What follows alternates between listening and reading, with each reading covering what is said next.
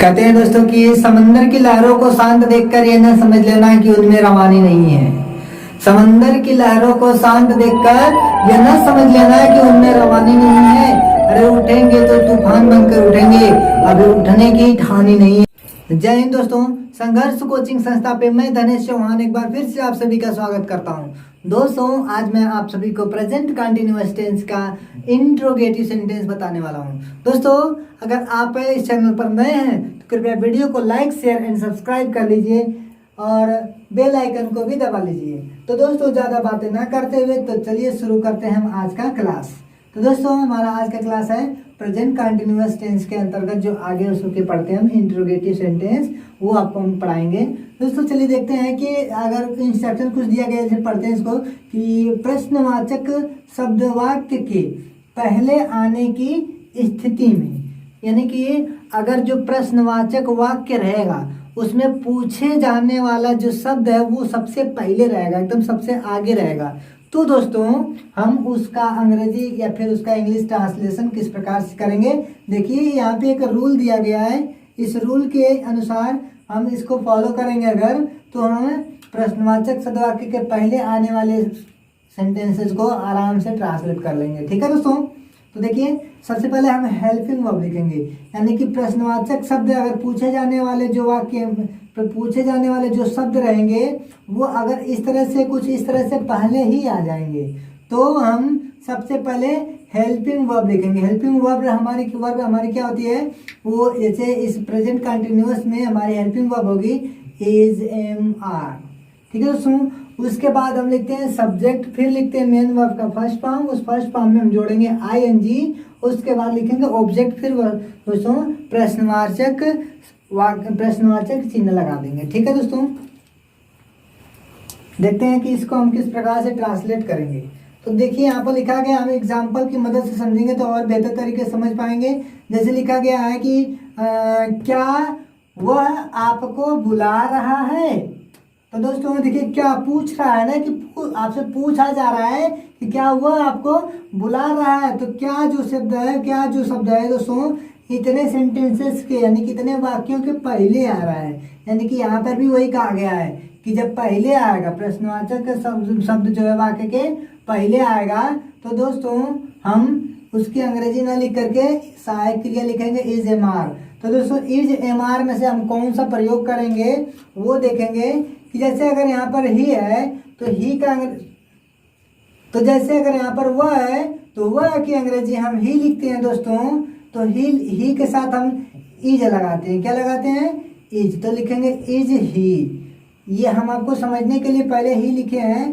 तो देखते हैं कि आपको एक झलक दिखा दे रहे हैं कि किस सब्जेक्ट के साथ में कौन सी हेल्पिंग वर्ब का प्रयोग करेंगे। दोस्तों देखिए यहाँ पर आई के साथ हम प्रयोग करते हैं एम, और ही, सी, इट या किसी का नाम हो तो दोस्तों इसके साथ हम प्रयोग करते हैं एज का। और इसके साथ दोस्तों हमारे पास दिस और दैट आता है, इसके साथ भी हम एज का ही प्रयोग करते हैं। ठीक है, एज का ही प्रयोग करते हैं। इन सब्जेक्ट के साथ में एज का प्रयोग करेंगे। इसके बाद दोस्तों आता है हमारा वी, यू, दे। इन सब के साथ में आर का प्रयोग करते हैं। और इसमें भी आता है दीज और दोज। ठीक है दोस्तों,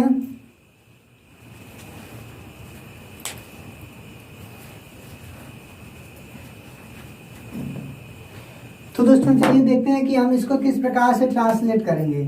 लिखा गया है कि क्या वह आपको बुला रहा है, तो क्या पहले है और वह का अंग्रेजी लिखेंगे ही के साथ क्या लगाते हैं, ही के साथ क्या लगाते हैं, इज। तो यहाँ पर प्रश्नवाचक तो पहले है तो सबसे पहले हम हेल्पिंग वर्ब को ही लिख लेंगे। तो इज लिखेंगे इज ही, इज ही। और उसके बाद लिखेंगे, हमने हेल्पिंग वर्ब लिखा फिर सब्जेक्ट लिखा, उसके बाद मेन वर्ब लिखेंगे बुलाना का। यहाँ पे वर्ब है बुलाना, तो कॉल मीन्स बुलाना। तो दोस्तों इसमें तो कह रहा है आईएनजी जोड़ने के लिए, तो यहाँ पर हम आईएनजी जोड़ देंगे तो हो जाएगा कॉलिंग।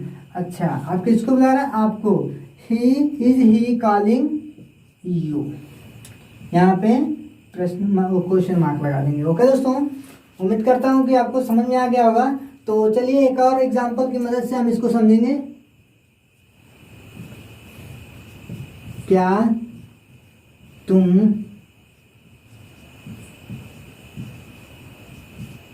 दिल्ली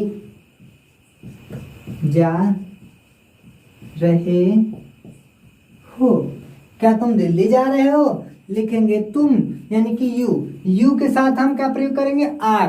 तो यहाँ पर प्रश्नवाचक वाक्य पहले है, यहाँ पर प्रश्नवाचक शब्द पहले है, तो तुम के साथ आर लगा लेंगे पहले, उसके बाद लिखेंगे यू यानी कि सब्जेक्ट हमारा आर यू।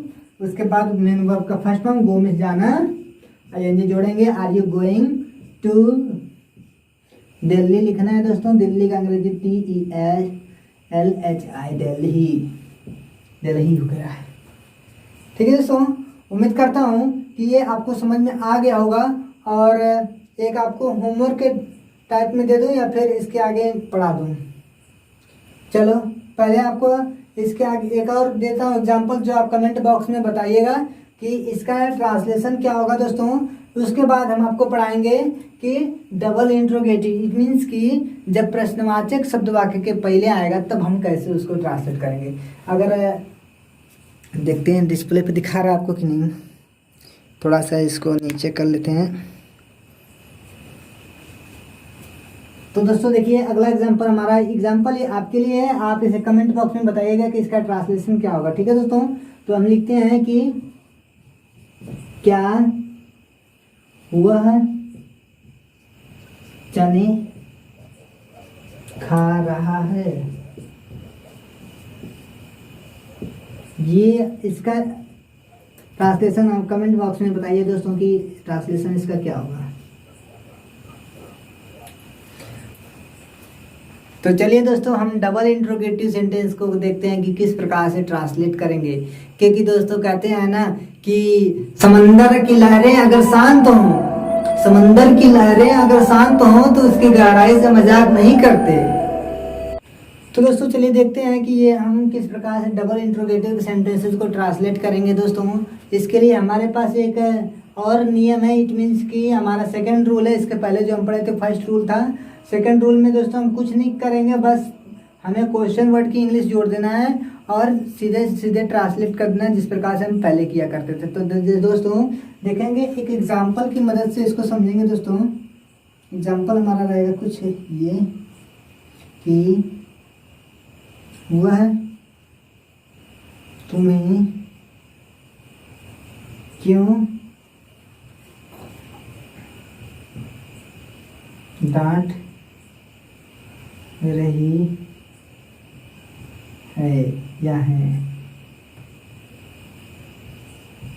ठीक है दोस्तों, तो इसको हम ट्रांसलेट करेंगे तो लिखेंगे, सबसे पहले देखिए लिखा गया है, अगर प्रश्नवाचक शब्द, यदि प्रश्नवाचक शब्द वाक्य के बीच में, कहा प्रश्नवाचक वाक्य के बीच में आए तो हम क्या करेंगे, यहाँ पे हमारा रूल है, इस रूल को फॉलो करेंगे तो हम इसका ट्रांसलेट प्रकार से कर पाएंगे। ठीक है, तो दोस्तों यहाँ पे देखिए क्वेश्चन वर्ड, उसके बाद हेल्पिंग वर्ब। हेल्पिंग वर्ब तो मैंने आप सबको पहले ही बता दिया था। और दोस्तों सब्जेक्ट मेन वर्ब का first form plus ING plus object, यही तो था। तो आगे देखेंगे कि किस प्रकार से ट्रांसलेट करना है बढ़िया तरीके से। तो देखिए दोस्तों, सबसे पहले हमारा प्रश्नवाचक शब्द बीच में आया है, तो ये कह रहा है कि नियम के अनुसार सबसे पहले प्रश्नवाचक शब्द को लिखना है। अगर प्रश्नवाचक शब्द वाक्य के बीच में आए तो हम सबसे पहले क्या करेंगे, प्रश्नवाचक शब्द की अंग्रेजी को लिखेंगे। तो प्रश्नवाचक शब्द की अंग्रेजी को लिखेंगे तो हमारा प्रश्नवाचक शब्द की अंग्रेजी हो जाएगी वाई के बाद करें हेल्पिंग वर्ब लिखने के लिए हेल्पिंग वर्ब हम सब्जेक्ट के अनुसार लिखेंगे। ठीक है दोस्तों, तो हेल्पिंग वर्ब सब्जेक्ट के अनुसार लिखना है, तो हम सब्जेक्ट के यहाँ पर हमारा वह है, तो वह के साथ हेल्पिंग वर्ब हम लगाते हैं इज। वाई इज ही। उसके बाद कर रहा है वर्ब मेन वर्ब का फर्स्ट फॉर्म, तो स्कोल्ड मीन्स होता है डांटना। और उसके बाद कर रहा है उसमें आईएनजी जोड़ दो, लो आईएनजी जोड़ दिए भैया। और उसके बाद क्या कर रहे हैं, ऑब्जेक्ट लिखने के लिए why is he scolding you मतलब तुम्हें। ठीक है दोस्तों, अगला एक और एग्जांपल की मदद से देखेंगे कि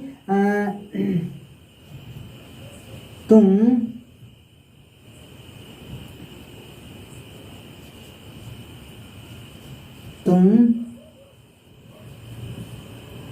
यहाँ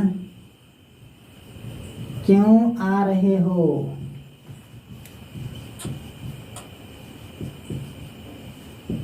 दोस्तों बनाएंगे इसको, तो तुम लिखेंगे तो नहीं लिखेंगे सबसे पहले, क्योंकि अंग्रेजी लिखेंगे, वो लिखेंगे वाई। वाई के बाद क्या लिखेंगे दोस्तों? सब्जेक्ट लिखेंगे। तुम हो गया, तुम के साथ तो हम हेल्पिंग वर्ब को फॉलो करेंगे दोस्तों। सो क्वेश्चन वर्ड हो गया, उसके बाद हेल्पिंग वर्ब लिखेंगे। हेल्पिंग वर्ब सब्जेक्ट के अनुसार लिखेंगे। सब्जेक्ट हमारा होता है यू, तो यू के साथ लगाते हैं आर। तो why are you, why are you coming hair.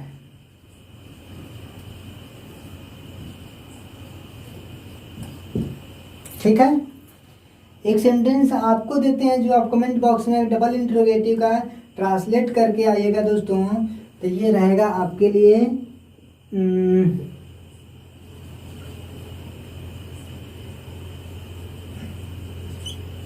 तुम मोबाइल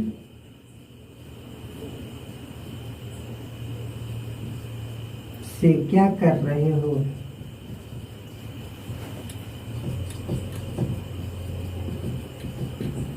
ये आप कमेंट बॉक्स में बताइएगा दोस्तों, इसका जो ट्रांसलेशन होगा। ठीक है दोस्तों, उम्मीद करता हूँ कि मैं आप सभी को प्रश्नवाचक शब्द में जो इंट्रोगेटिव के होते हैं वो फर्स्ट रूल और सेकेंड रूल, इट मीन्स कि जब प्रश्नवाचक शब्द वाक्य के पहले आए और प्रश्नवाचक शब्द वाक्य के बीच में आए, इन दोनों तरह के वाक्यों को हम इंग्लिश में ट्रांसलेशन किस प्रकार से करेंगे दोस्तों, हमें लगता है कि मैं आप सभी को बहुत ही अच्छी प्रकार से सिखा चुका। और अगर आपको कुछ डाउट रह जाता तो कमेंट बॉक्स में बताइए, आपको पर्सनल वीडियो बना के दूंगा दोस्तों। इसी के साथ अपने शब्दों को विराम देना चाहूँगा। धन्यवाद।